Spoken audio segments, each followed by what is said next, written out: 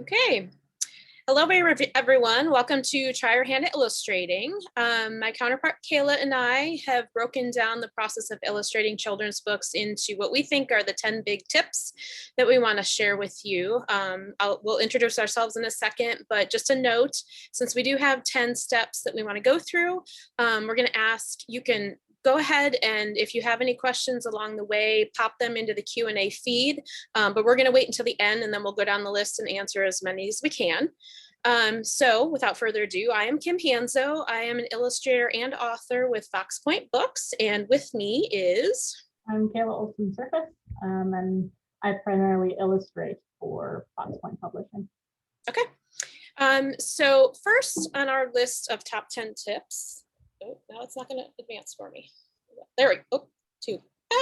Okay, so the first one is laying the groundwork. And this is probably going to seem like a no-brainer, but as an illustrator, you really want to make sure that as a part of a team with publisher, author, or maybe it's just you and the author, depending on the situation, that you are on the same page and more or less also as the creative person inspired by the story. So my first recommendation is you're going to want to make sure that when you're approached about this work, that you read the story, make sure it connects with you, that you know right off the bat, you'll kind of start to envision different illustrations that you could do for it. If it's something that really just does not jive with you, not something you believe in, so on and so forth, it's okay to say, I'm not the person for this job, because the fact of the matter is your role as the illustrator is to bring that story, that written story to life, provide the visuals that are going to convey it to the audience. So the last thing anybody wants is not to be inspired by that, and that connection is going to reflect in the work that you do. So along with that, you know, as an illustrator, there are times when you're going to say, you know, I really need the work, I need the money. So it's okay. Some you're going to be inspired more than others, other stories by. But the point is, you need to remember that your role is the storyteller. You're a part of this team. It's a collaboration. So read the story, make sure it's something that you can work with. And then you probably also want to ask the author or through the publisher that you're working with, do they have any notes? Did the author provide any feedback or wishes that you should take into consideration? You're going to have your own ideas as the creative, but you want to understand where they're coming from too. In my experience, there are some authors that have very specific desires. There are others that will give kind of really broad feedback or intentions. And then there are some that are like, you know what, this is not my thing. You're the creative, go do it. And, you know, you were hired for a reason. You were picked because of your skills and your expertise. So bring that to the table. But just remember, it's a collaboration and you want to build that vision with whoever you're working with. Do you have anything to add to that, Kayla?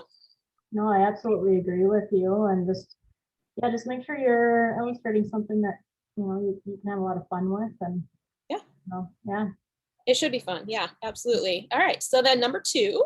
Yeah, number two, we have tools for success. So, you know, the illustrating's fun, but you've got to make sure you do a couple things first. We're gonna need to make sure that you start with a contract. So before you even start drawing, you're gonna set up a contract with your publisher, author, editor, designer, illustrator.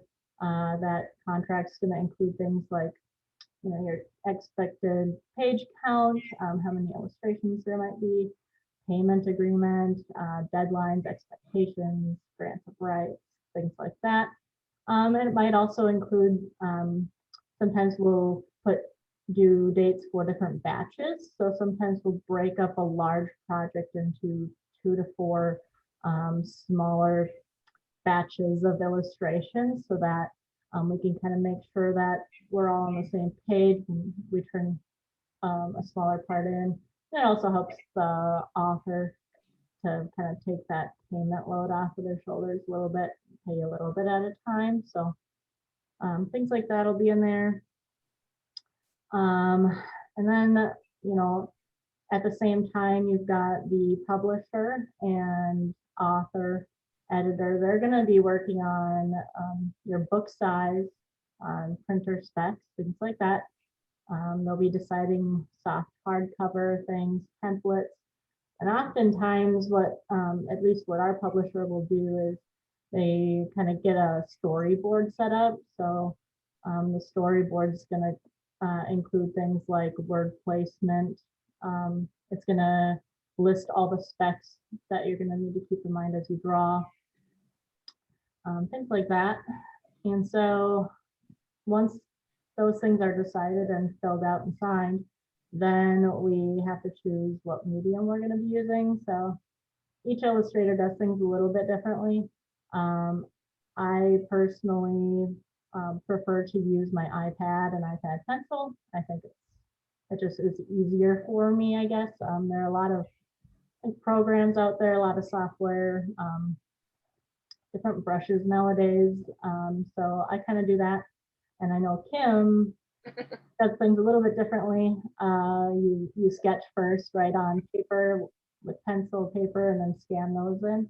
Yeah. And, yeah. So some artists prefer to use just a tablet with their computer, so they might go on the PC, use programs like Adobe Suite, and they might do things directly onto their computer. So it just depends on what works best for you, and you might want to try different things and see what you prefer to use. Absolutely, maybe in your comfort zone. Yeah. Okay, so then once you've laid the groundwork, got all the tools, contract, everything in place, then the fun begins. So this is where you're going to define the character. And when we say character, we're not just talking about the characters in the book, we're talking about the character of the book. Because every decision you make really should be intentional. So you are going to, of course, you're going to design those characters, which goes along with picking a style. So every artist is going to have their preferred style that may or may not lend itself to what the character of the book should be. Every artist also probably has multiple styles that they can execute. So you're going to want to decide, like, what is best for the character of this book. Most likely you've been chosen for that book because your natural style fits the story. But yeah, that's something that you want to think about. And that also goes along with your budget in terms of time, like how soon do you need to turn this book around? And also, what are you making on this contract? Obviously, you don't want to pick something that is going to take you months and months to execute if you're on the lower end of the pay scale. So that's just your decision to make as an artist, what your threshold is. But then beyond that, then you get into fun stuff. So we're going to design our characters. We're going to think through what they look like. And you're going to probably want to present that to the publisher and the author before you get into designing the whole book to make sure that you're on the same page. You're going to want to think through color. What kind of palette are you going to use throughout this whole book? Because it isn't just one page. These are all details that are going to play out page after page after page to build that theme and character of the book. I also tend to think about, are there any graphic devices or any specific symbols that are secondary to the main character? And I'll show you an example of that in a second. But those are all things that you're going to want to think of on the front end so that it's easier to execute along the way and make sure that you maintain consistency. So this right here is an example of a character study that I did for a book called Sweet Sour Cherries by Paula Basinger-Morthart.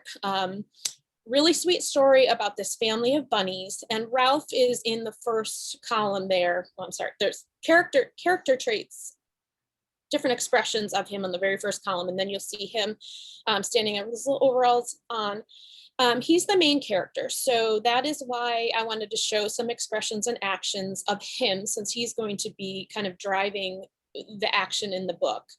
So this is basically what he's going to look like. I personally try to use gestures from the book so that sketches from my character study can also be used later, not that I'm wasting that time and effort. So you can see there's Ralph. He has a sister, Penelope, an older brother, Robbie, and then there's Mrs. Longears, the mother. Now, I'm not going to tell you the whole plot line of the book because you really should read it. It's very sweet. But you see below on the bottom, there are 3 different pies because each of the rabbits have their favorite flavor of pie. Ralph likes cherry, his sister likes apple, and his brother likes peach. So that's kind of the symbols I was talking about. Now, they don't necessarily represent something, but they are a key element throughout the book. The pie comes into play with the main plot line. So they're sketched out because I want each pie to look different, to coordinate with its character. And then you can also see in the middle there kind of the color scheme. So what color are the rabbits going to be? What color are their clothing? Because they need to kind of all work together. And then in my case, I made them complement the color of the pie. So you've got this kind of just nice juxtaposition there. And then on the next slide, we'll show you kind of how this plays out. So once we've agreed on that, you know, we've gone through the process of book, this is what the final outcome is. You can see how it's played out on the cover. You've got a spread on the inside there. And then the bottom right, those are some of what we call assets. So they're little illustrations that you can pull from the larger ones and use them on things like title pages and whatnot. So just things to think about. It's more than just designing the main character. You're building a palette and a whole experience through the book. So then once you've defined the character and everybody's in agreement, yes, this does fit who we think and what we think is going to play out through the book, then and we get into some sketchy business. If you want to go to the next slide, we've got, so for this example, we've got Glorious Gertie's Fabulous Fireworks, written by Helen Holder. This is just showing how for a particular scene, we weren't quite sure what vehicle Gertie should use, so we ended up going with the little buggy at the end. But yeah, we can go to the next one here. So with sketches, so like I said before, you'll have a storyboard typically, where they've kind of put the words where they want them, and in that storyboard, what we do is we kind of each, the author, publisher, illustrator will put comments in there of, you know, what do they see when they read the book? What do they want the characters doing? What do they want, you know, the background to look like? Things like that. Sometimes, like, you know, Kim said, you'll have very particular authors. Sometimes you won't. So what we do is we kind of just look at all of those comments, take them all in. And then that storyboard is going to list for us. We're going to want to know the trim size, safety margins, and bleed. So those are things we keep in mind when we're illustrating. We want to make sure that the main characters and items in the scene that are important, that they're not accidentally cut off later down the road when we print these books. Something else that's important to keep in mind as an illustrator is the DPI that we're going to need to use, and that stands for dots per inch. That basically, it'll make sure that our images don't become blurry once they're in the final stages. So those are things that, well, when I illustrate, since I go straight into the iPad, I will actually enter those settings in first when I'm doing my sketches, so that I know what space I have to work with. But every artist will do it a little bit differently. It's just something that is really important. So when we're doing the storyboard, our goal is to sketch out each scene. We're going to show like expression, things like that. And this is one of my earlier books that I illustrated. So I was kind of new to the whole illustrating scene. And so I have a lot of notes on here, what my ideas are, where they're going to be looking, and might ask even some questions as I go through, you know, what color do you want this? Which direction should this character be looking? So I'll do all of that during the sketching part. And it's also important to, like, what I'll do is I'll also sketch out different asset ideas. So assets, like Kim said, they're just little cute images that will be placed here and there in the books. Usually they're used for like copyright pages, dedication pages, things like that. And then we'll decide if we want the image to be like either a spread between two pages. We'll have to keep in mind the gutter, make sure that you don't have anything going in there, but we have that. We have a floating illustration. So basically it's an illustration that's just kind of floating in the page. And we have full colored page, and we also have a vignette where the image fades into the background. So all of those things are kind of decided during this stage in the illustration process.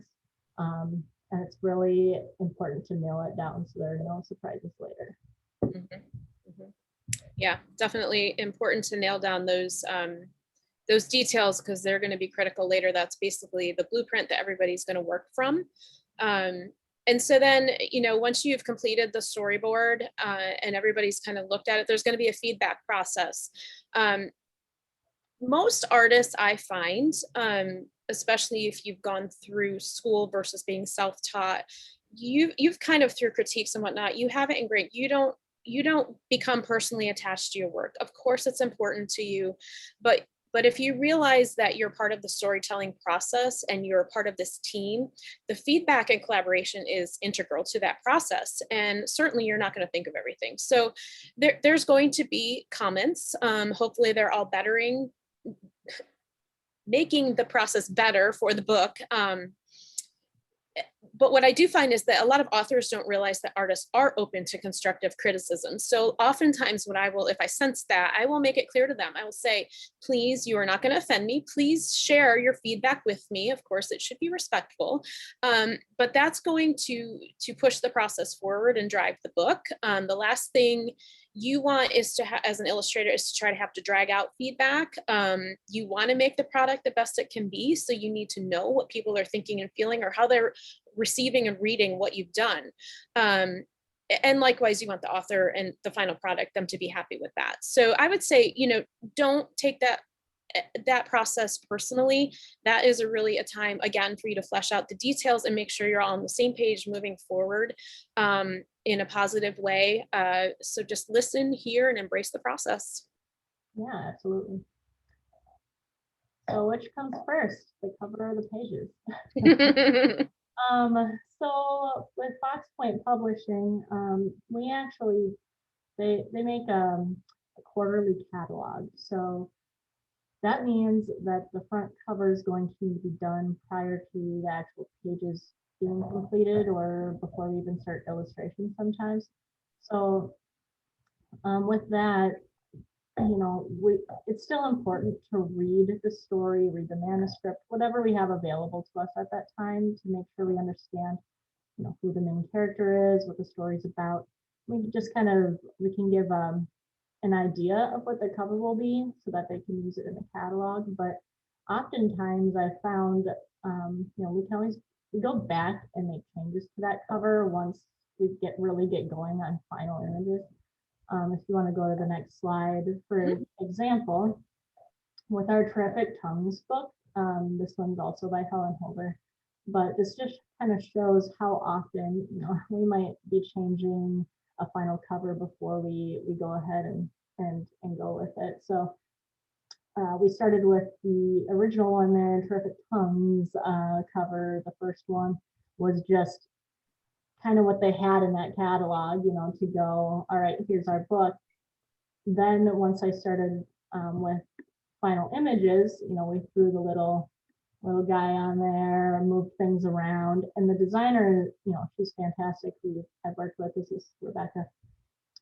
But she then took those images and made our final, which is, awesome. She did amazing on. But sometimes, we'll do that. And I've also noticed, I'm fairly new to illustrating compared to him for children's books. So I'm finding that the more I draw, the more techniques I learn, the better I am with my brushes, the more time I have to, buy brushes and practice. And so I find that you know, when you do a cover and go back to it a few months later, you might want to update it a little bit. And our publisher, Kirsten Hall, she says to always give 1,000% of effort if it's got your name on it, and I completely agree with her. So yeah, sometimes we'll do the images first, but typically it's the cover. Yeah, I would, in my experience, I would recommend, because I've played both sides of this coin, if you have like even a day or a morning to do a quick character study before you jump into the cover, you can save yourself a whole lot of headache later. Yeah. Some things may evolve, absolutely, but if you can at least kind of think through the main character, or you know, some colors without just jumping right in, that I find that helps as well. So yeah, so once, you know, a lot of times the cover does come first, for promotional purposes. And you absolutely do judge a book by its cover. I know as kids we're taught not to, which really is a way of teaching us not to judge each other by the way that we look, and that is absolutely important. But when it comes to books, the cover absolutely is integral to how the audience receives it and whether they decide to pick it up and open it. So I would argue that it is very important, that conscious or not, people do judge a book by its covers. So it's really important to think that through. My advice for a good cover design would be to give a sense of the inside of the book and what the story is without giving it all away. So you were going to want to show the main character, maybe some key elements, but not allude to the whole thing, so that there is some intrigue. And along with that, then there's going to be just some kind of nuts and bolts that you need to think about. As Kayla said, oftentimes the illustrator is creating most of the artwork for that cover, but there's a designer in place that's going to set the type and the title and all that. So you need to think about that and leave them some space. And there's a couple ways to do that. You can see on the left, Late Side of Midnight was a cover that I designed. And in that case, I wanted a full wraparound illustration. But I needed to leave room for the title. I need to leave room for the author and the illustrator credentials. So I just built in sort of what we would call a clear space. It's an area where there isn't a whole lot of information going on that type can lay over. And you're also, when you do that, you're going to want to make sure that it doesn't necessarily have to be a flat color, but you don't want a whole lot of value and a whole lot of things going on, so that type really can sit on top of it and not be competing with what's behind it. The other way of handling it, like you can see on Kayla's cover on the right, she has set up some designated graphic areas with the white box and the yellow, which is perfect, you know, and it works with that cover theme. And then just some other little things to think about, like you're going to want to make sure you have plenty of a big enough bleed on your cover template. So you want to make sure you have the right template from the printer, and make that artwork bleed large enough so that when it's used on a hardcover, there's a wrap. It wraps around what they call the casing of the book. You need to make sure that there is enough to work with there when they put that book together. And then, you know, another thing, it's one thing to talk about one-off books, but when it's a series, and you know that ahead of time, you probably want to think through what kind of elements are going to change book to book and what are going to stay the same. So on the left is a series that I'm working on, and everything revolves around the idea of the world and the different continents. So I have the Earth there, and the critters that are the main character change book to book, but then the title and the series names stay the same. Another way to handle that, you can see the Bob Ebert books that Kayla designed the covers for, and you know, there's a little bit more of a shift from book to book, but the same elements are there. There's the same type treatment. You've got those kind of flags and banners that pull it together, and that works as well. So once you got the cover done, now you got the insides. Now you gotta do the final images. So, yeah. So, you know, illustrators might approach those final images different ways. Some illustrators will work page to page. So they will start with page 1 and they will draw and finalize each page as they go, so that for them, it might help them keep those little details, keep consistencies as they go through the book, and so they don't miss anything. So sometimes it's also a helpful method to do that if your pages don't really go with each other. So for example, I've got terrific tongues I used this process in this book because each page has a different character on it, and so they don't have to be consistent. I can just do one page to the next and draw. So, but with other books, some people prefer to do work across the board, so they might do work on several pages at once, several illustrations at once, to keep different details.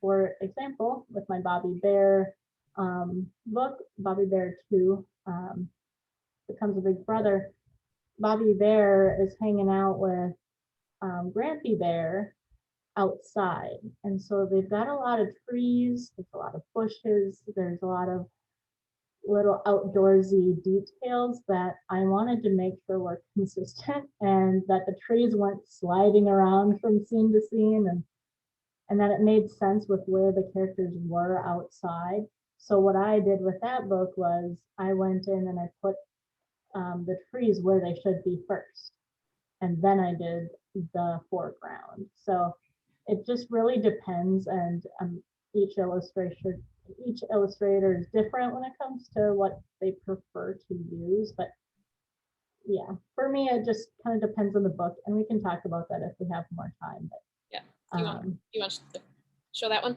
Yeah. So yeah, that's that first part is depending on where we're looking, you want to make sure that particular tree is placed correctly.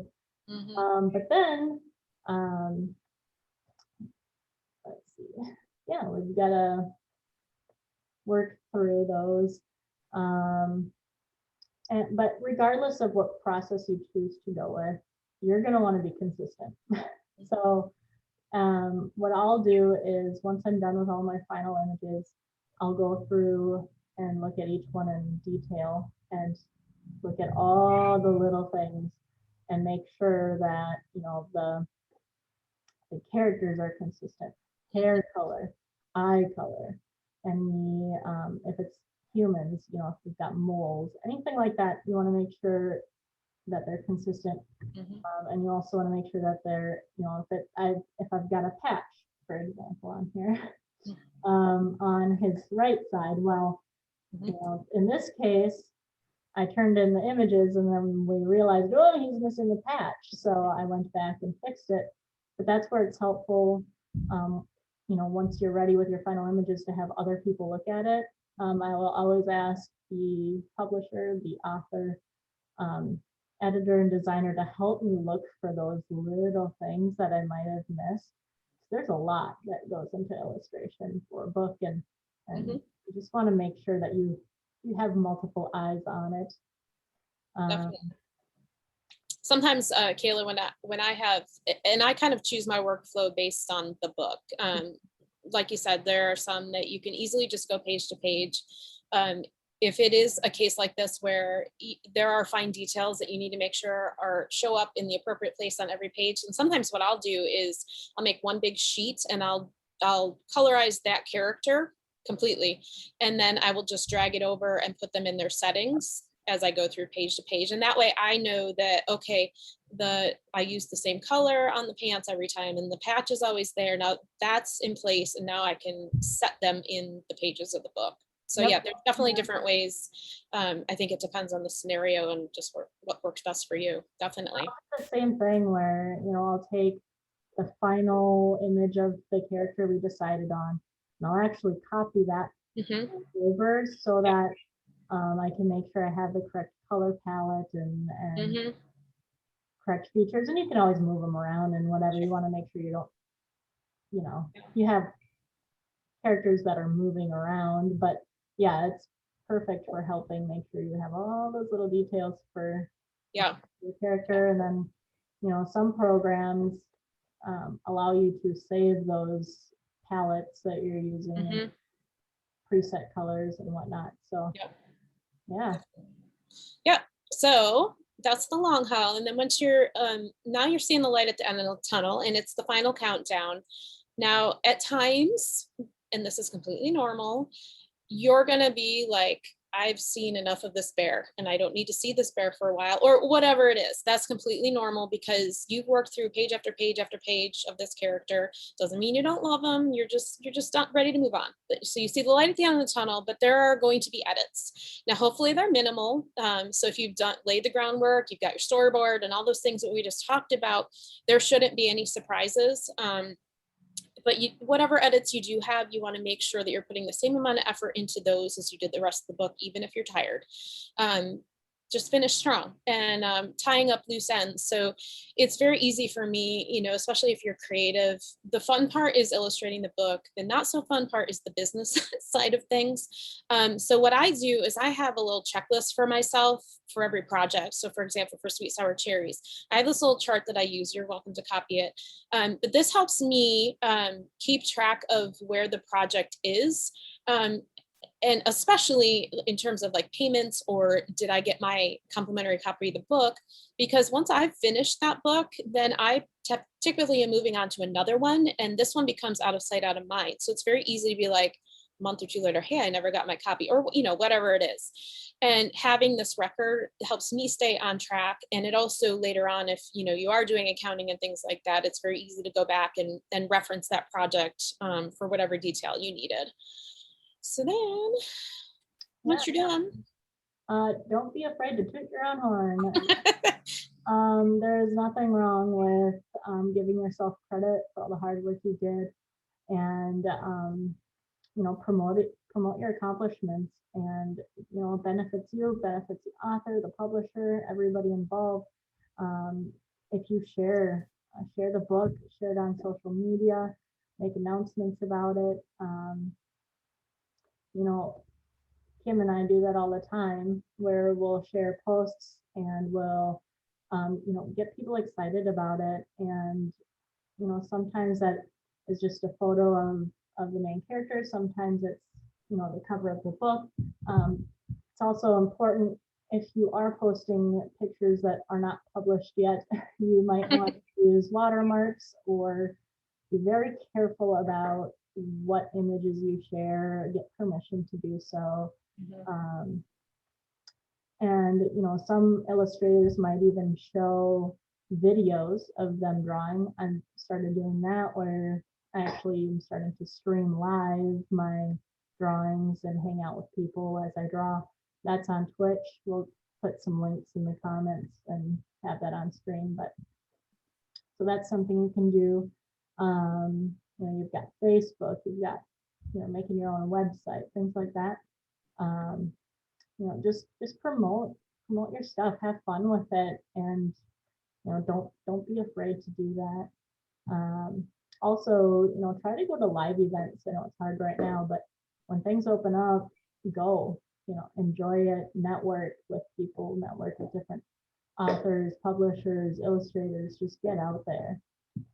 That would be my advice. Do you have any advice, Kim? No, I mean, I think you covered it. I agree with you. If you are working on a book, you want to make sure you're not showcasing or revealing something that shouldn't be revealed yet. But certainly, in most cases, that like showing the cover, or I'm working on this sketch, really isn't a big deal, because it helps promote the book and that benefits everybody. But you might just want to run it by the author or the publisher, just to make sure you're not giving away too much. But I wholeheartedly agree. I think when you do start to build a following, people want to see the process. They don't just want to see the final product, because I think that's where the interest comes in. So I will show sketches, or sometimes I'll show my dog sitting on my desk or whatever, because that's my reality and that's interesting to people. But yeah, no, I think you said it all. Yep. So that's 10. I think now we have some time for questions and answers, and I'm actually going to skip to the next screen, because this is different ways that you can find Kayla and I want to put that up there so that you have a chance to write that down. But in the meantime, we'll start going through the questions. All right. So right now we've got by anonymous, if you are the author too. Oh, sorry, that was probably a live question.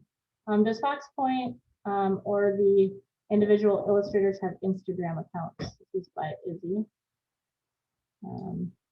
Does Fox Point or the illustrators have Instagram? Yes. Yeah, I do. I didn't put it up here. I don't use it as often as I use Facebook.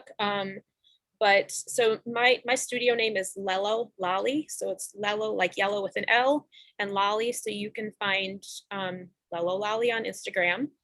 And I know Fox Point also has an Instagram account, Kayla.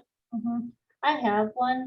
I need to get better at updating, but I do have it, and I do post information like that, like all my different links on other social media too. So it can easily be found, but it's something I'm in the process of working on. Do you have any classroom visits or live virtual classroom visits? By Sandy.